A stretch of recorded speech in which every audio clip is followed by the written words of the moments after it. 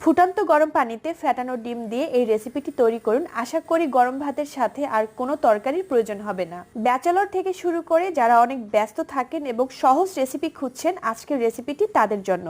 দুটো ডিম দিয়ে আজকের রেসিপিটি করে দেখাবো। এখানে আমি দুটো ডিম ভেঙে নিয়েছি। ভালো করে ফেটিয়ে নিতে হবে, তবে আপনারা চাইলে কিন্তু ডিমের পরিমাণ বাড়িয়ে নিতে পারেন। চুলার কড়াইতে পানি দিয়েছি আর এর মধ্যে অল্প একটু লবণ মিশিয়ে দিচ্ছি। পানিতে বলক উঠেছে সেটা কিন্তু দেখতেই পাচ্ছেন। পানির কোনো পরিমাপ নেই, আপনারা কম বেশি করে নিতে পারবেন। তবে এখানে আমি 2 কাপ পানি দিয়েছি। ফুটন্ত এই গরম পানিতে ফেটানো ডিম দিতে হবে আর দ্রুত ডিমটাকে দেওয়া যাবে না। অল্প অল্প করে পানিতে মিশ্রণটি ছাড়তে হবে, ভিডিওতে যেমনটা দেখতে পাচ্ছেন। দেওয়ার সাথে সাথে স্প্যাচুলা দিয়ে নাড়াচাড়া করতে যাবেন না। যখন এটা শক্ত হয়ে আসবে তখন আপনারা চাইলে উল্টিয়ে পাল্টিয়ে দিতে পারেন। যখন পুরোপুরি সেদ্ধ হয়ে আসবে তখন চুলা থেকে উঠিয়ে নেব। সেদ্ধ ডিমটা চুলা থেকে ওঠানোর পর যে পানিটুকু থাকবে এটা কিন্তু আমি ফেলে দেব না, এই পানিটাও আমরা রান্নায় ব্যবহার করব। চুলায় কড়াই বসিয়ে দিয়েছি আর এর মধ্যে দিয়েছি তেল। সরিষার তেলও এই রান্নায় ব্যবহার করা যাবে। 1 চা চামচ আস্ত জিরা দিচ্ছি, হালকা একটু ভেজে নেব। আস্ত জিরা যদি বাসায় না থাকে সেক্ষেত্রে পরবর্তীতে আপনারা জিরার গুঁড়াটাও ব্যবহার করতে পারবেন। 2টো শুকনো মরিচ, 1 টুকরো দারচিনি, 3 থেকে 4টি আস্ত এলাচ, 2 থেকে 3টি কালো গোলমরিচ বা 2 থেকে 3টি লং ব্যবহার করতে পারেন। ভালো করে একটু ভেজে নেব। ভাজা হলে এর মধ্যে দিয়ে দিব পেঁয়াজ কুচি। বড় সাইজের একটি পেঁয়াজ কুচি করে নিয়েছি। পেঁয়াজের পরিমাণটা আপনারা চাইলে আর একটু বাড়িয়ে দিতে পারেন। হালকা যখন ব্রাউন হয়ে আসবে এর মধ্যে অল্প একটু পানি ব্যবহার করছি, কারণ গুঁড়ো মশলা অ্যাড করব। দিয়ে দিচ্ছি 1/2 চা চামচ হলুদের গুঁড়া, 1/2 চা চামচ মরিচের গুঁড়া।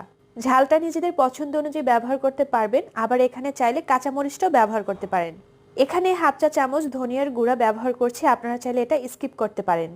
একটু কষানো হলে এর মধ্যে দিয়ে দেব 1/2 চা চামচ আদা বাটা, 1/2 চা চামচ রসুন বাটা। পেঁয়াজ কুচির পরিবর্তে পেঁয়াজ বাটাটাও ব্যবহার করা যায়, তবে পেঁয়াজ কুচি দিয়ে রান্নাটি সবথেকে মজার হয়। মশলা ভালো করে কষিয়ে নেব। ভালো করে যখন কষানো হবে তখন এর মধ্যে টমেটো দিয়ে দেব। এই রান্নায় টমেটো একটু বেশি পরিমাণ দিতে হয়। এখানে আমি বড় সাইজের 2টো টমেটো নিয়েছি। এই রান্নায় কিন্তু আলুটাও ব্যবহার করা যায়, কোন পর্যায়ে আলু ব্যবহার করবেন সেটাও দেখিয়ে দিচ্ছি। নেড়েচেড়ে ভালো করে মশলার সাথে টমেটো কষিয়ে নেব। মনে রাখবেন, যে কোনো রান্নায় যত ভালো করে কষাবেন তরকারিটা খেতে ততটাই মজার হয়। অল্প একটু লবণ দিচ্ছি, এই পর্যায়ে সাবধানতার সঙ্গে লবণটা দেবেন, কারণ ডিম সেদ্ধর সময়ও আমরা লবণ ব্যবহার করেছি। ঢাকনা দিয়ে ঢেকে টমেটো সেদ্ধ করে নেব। টমেটো পারফেক্টলি সেদ্ধ হয়ে গিয়েছে আর এই পর্যায়ে আপনারা ছোট ছোট আলুর টুকরো ব্যবহার করতে পারেন। আলু দিলে সেটাকেও আবার ভালো করে কষিয়ে নিতে হবে আর অল্প একটু পানি ব্যবহার করতে পারবেন। সেদ্ধ করা ডিম দিয়ে দিয়েছি। অনেকেই হয়তো মনে করেন পানিতে ডিম সেদ্ধ করা হলে ডিমের পুষ্টিগুণ নষ্ট হয়ে যায়।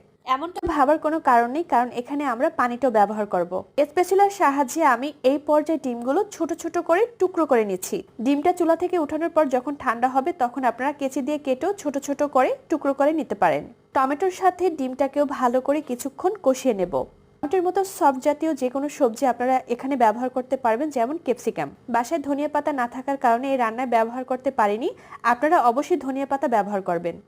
কষানো হয়ে গিয়েছে, এখন এর মধ্যে পানি দিয়েছি। ওই যে ডিম সেদ্ধ করার পানিটা কিন্তু এখানে ব্যবহার করছি। লেমন কাপের 1 কাপ পানি দিয়েছি আর এই পানিতে আমি পুরো রান্নাটা সেরে ফেলবো। ঢাকনা দিয়ে ঢেকে অপেক্ষা করছি যতক্ষণ না অতিরিক্ত পানিটা শুকিয়ে যাচ্ছে।